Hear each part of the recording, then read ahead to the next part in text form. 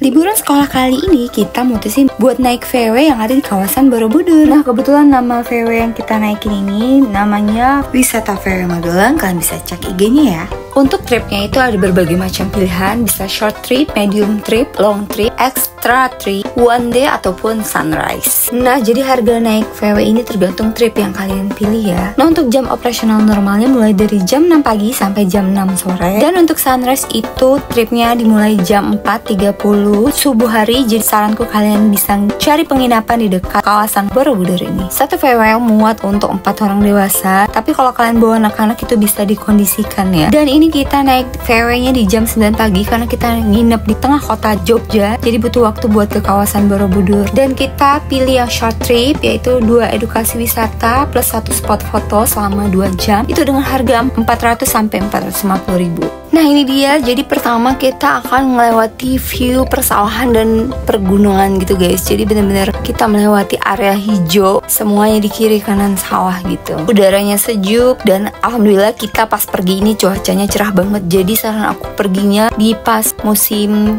yang nggak hujan ya, di tengah tahun. Dan ini kita naiknya di weekdays, jadi nggak terlalu rame gitu. Untuk short trip sendiri itu estimasi waktunya 2 jam. Jadi menurutku pas kalau misalnya bawa anak-anak, nggak terlalu lama dan gak terlalu capek. Kalau medium trip itu 3 jam, kalau long trip itu 4 jam, dan one day trip itu 8 jam.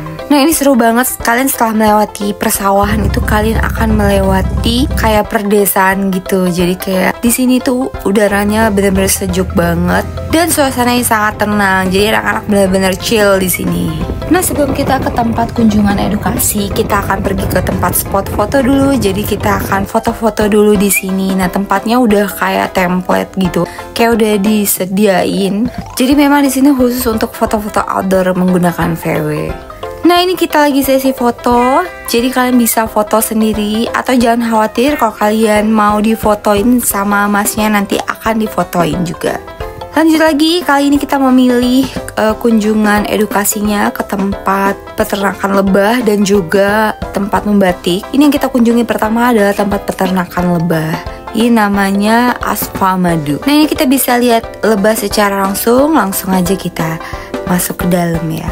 Di sini melihat lebahnya dipastikan aman, jadi nggak usah takut. Kalau misalnya takut juga kalian bisa jaga jarak. Ini bapaknya aku lupa namanya, nanti bapaknya akan menjelaskan tentang lebah dan madu yang ada di sini. Anak-anak benar-benar happy.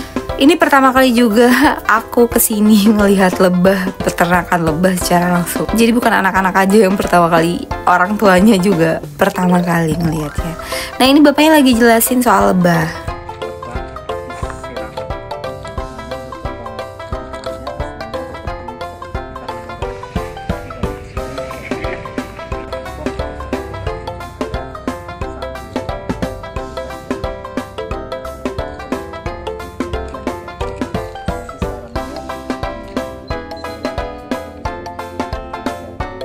Nah, setelah kita mendengar penjelasan soal lebah dan foto-foto, kita nyobain berbagai macam madu nih. Ternyata ada banyak jenis madu dan kita baru tahu di sini. Dan kalian boleh belanja berbagai macam madu di sini. Orangnya lebah. Mana lebahnya? Lebah di belakang. Lebah ya. Nah, setelah kunjungan ke tempat lebah dan madu tadi, kita melanjutkan perjalanan. Kita mau membatik nih. Nah, tempat berikutnya adalah tempat membatik. Ikutin kita terus ya.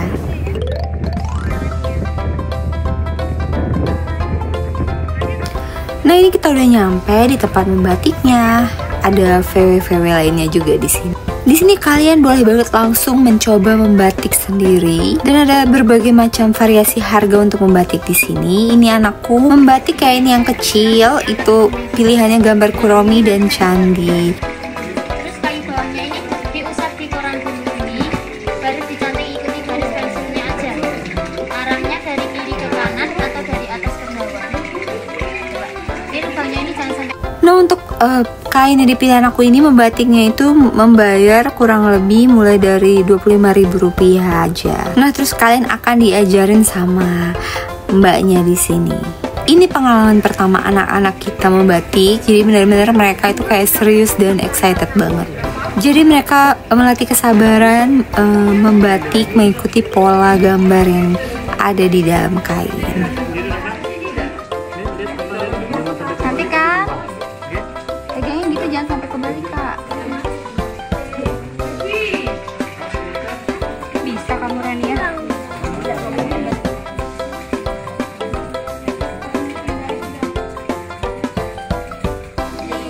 Gak apa-apa.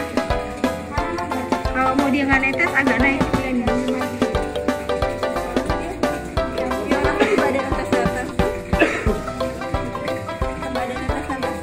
Kan namanya belajar.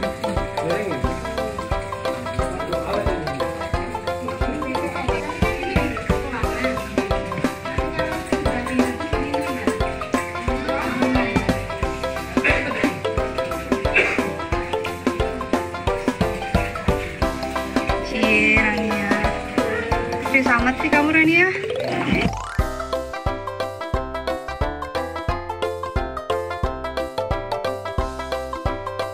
Nah, sambil anak-anak menyelesaikan membatiknya ini, kita juga bisa sambil ngemil-ngemil karena di sini sediakan camilan free buat kalian yang berkunjung ke sini.